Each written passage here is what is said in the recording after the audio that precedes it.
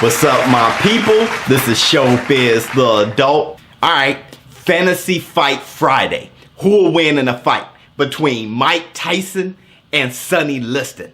Both of these guys are arguably in anyone's top 5 heavyweights of all time.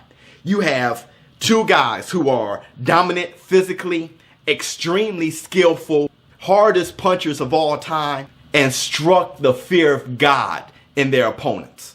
The question is, who would out-bully who? This is how they match up. Sonny Liston, 50 wins, 4 losses. 39 of his wins by KO. He was 6'1", 215 pounds with a crazy reach of 84 inches. His notable wins were Floyd Patterson twice, Cleveland Williams twice, and Roy Harris, all by KO. Then you have Mike Tyson. 50 wins, only 6 losses. 44 of his wins by KO. 5'10", 218 pounds with a reach of 71 inches. His notable wins were Frank Bruno twice, Razor Ruddock twice, and Michael Spinks.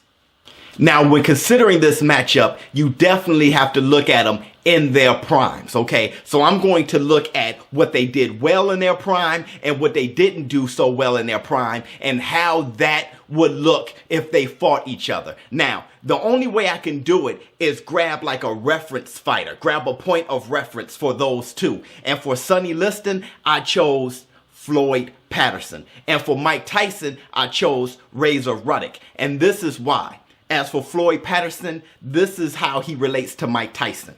Both of them are from Brooklyn. Both of them were trained by Cus D'Amato with extremely similar fighting styles, if not the exact same thing.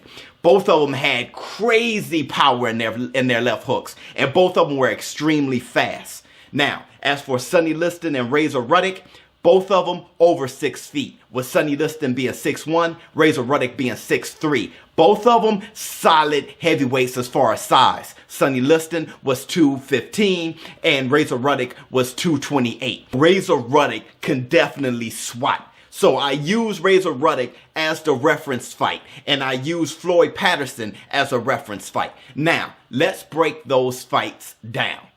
Sonny Liston, he destroyed Floyd Patterson, okay? Now, he was shooting out that jab on Floyd Patterson, but Floyd Patterson was able to duck that jab. He was ducking that jab pretty good. Why? Because the late and great Cus D'Amato, that's what he taught. How to close the gap, how to be offensive and defensive at the same time, and how to counter the jab. And that's exactly what he was doing. He was countering the jab with a left hook, a crazy left hook that was landing pretty good on Sonny Liston's chin. Why? Because Sonny Liston didn't have the greatest head movement. The way that he was able to cover that flaw is with an 84-inch reach great jab. But with Floyd Patterson was able to duck it and counter it and land on Sonny Liston. But Sonny Liston shook those punches off. Now, why was he able to shake those left hooks off? Was it because Floyd Patterson didn't have much of a left hook?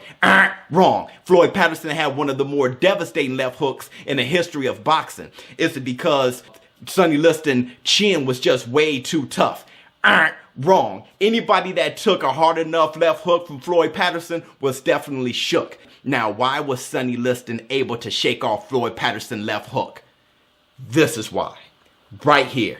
Look where Sonny Liston is looking, and look where Floyd Patterson is looking. The fight was over before it started. Floyd Patterson was throwing that left hook, not to hurt, not to maim, not to murder, but to not make Sonny Liston angry. So that left hook was landing, and it was landing pretty good. So you put Mike Tyson in there instead of Floyd Patterson, and you see Mike Tyson, who is stronger, more explosive, countering the left jab of Sonny Liston with a left hook of his own that's going to land on the button. And when he throws that thing, he's going to throw it to hurt, to maim, to murder. And I'm telling you, Sonny Liston is not shaking it off the way he was able to shake off the left hooks from Floyd Patterson. But how was Sonny Liston able to be victorious over Floyd Patterson? What does Sonny Liston do right?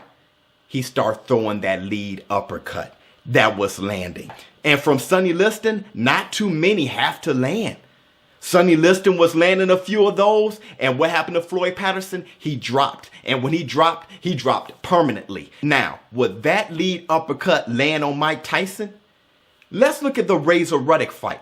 What was the most significant punch that Razor Ruddock was throwing and landing pretty well on Mike Tyson? The uppercut. The uppercut. He was throwing the uppercut on Mike Tyson, and even Razor Ruddock was able to land on Mike Tyson. But Razor Ruddock is no Sonny Liston. And if Sonny Liston is landing those type of blows on Mike Tyson, I bet you Mike Tyson is going to feel it, and he's going to feel it more than he was feeling Razor Ruddock's. Mike Tyson can definitely get shook by Sonny Liston. So for me, it boils down to two punches. Mike Tyson's left hook and Sonny Liston's uppercut. Because Sonny Liston's best punch was his jab, but Mike Tyson is going to duck that. And Mike Tyson is going to counter it the way Floyd Patterson was taught. And that's the same way Cus D'Amato taught Mike Tyson. He's going to counter that. And he's going to hit Sonny Liston right on the jaw. But Sonny Liston has a punch of his own, which is the uppercut. And he's going to land that. And it's going to land on Mike Tyson and hit him square on the jaw. So the question is, who can land their punch significantly enough to be victorious? The only way I can approach that question is by looking into their hearts. Looking into what happens when someone else is landing some punches on the other, and how do they respond to it? So I guess the question isn't who will land their punch more significantly. It's who will respond better to the other's significant punch. The best way I can do that is look at fights where they were taking significant punches from their opponent in their primes, and how did they respond to it? Of course, I'm not going to look at Sonny Liston later on when he was 185 years old. No one knows how old Sonny Liston was, by the way. And no way am I going to look at the Buster Douglas fight. Mike Tyson was high on coke. Everyone knows that. No way am I going to look at Danny Williams. No way am I going to look at Lennox Lewis. And I'm not even going to look at Evander Holyfield. What I'm going to do is look at that Frank Bruno fight. Frank Bruno, he caught Mike Tyson with a hook during the exchange. And when he did, Mike Tyson was hurt. He was wobbled. You can see it. You can look at him that he was in trouble. But how did Mike Tyson respond? How did a prime Mike Tyson respond? A Mike Tyson who was in there not to just get paid to pay off Uncle Sam, not to just be in there because it was scheduled, but a Mike Tyson who was in there to win. How did he respond when he was rocked by Frank Bruno? He stuck to him like glue. He jumped all over him. He didn't even have his legs under him, but he jumped all over him, and he did not let up on the pressure. He actually did the opposite, confusing Frank Bruno, making Frank Bruno feel that he just shook off that punch when really, Mike Tyson was hurt. That's how Mike Tyson respond. A prime Mike Tyson respond. Now let's look at Sonny Liston. Sonny Liston went up against Muhammad Ali twice. In the second fight, he was dropped. And he stayed on the ground for a 10 count. Muhammad Ali threw the famous anchor punch, and it dropped him. But it wasn't the punch that kept him down. It was his pride. Sonny Liston, he did the math. He did the ratio. He did the averages. He said, how many punches am I throwing and landing versus how many punches Muhammad Ali is throwing and landing? And you know what? I extrapolate that, and I am not going to win this fight. I might as well stop right here and let this 10 count ride out. I'm not going to win. He quit. And that was the second time he quit. He quit against Muhammad Ali the first time. He quit in his corner. So, who would respond better to the other significant punches in their prime? I would have to say Mike Tyson. So, who will win the fight between Mike Tyson and Sonny Liston? Let me put it to you this way. Let's look at the late and great Cus D'Amato. Cus D'Amato was there. He was there when Sonny Liston murdered Floyd Patterson twice. his prize fighter, Floyd Patterson, the two-time world champion, the youngest heavyweight champion ever. He was there when Sonny Liston destroyed him. And that was like a stain on his brain. For years, he was looking for a Sonny Liston killer. That's all he needed. He needed a heavyweight that he could train to beat Sonny Liston. That's all he trained Mike Tyson to be. He was the custom model monster. He was the Sonny Liston weapon.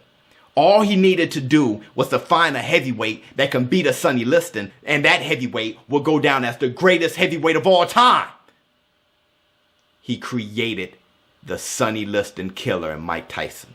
Somebody who can avoid the jab, and somebody who, in his brain, is a monster. In his brain, he's the bully. In his brain, if he goes up against that big mountain of a man, he won't retreat like Floyd Patterson did.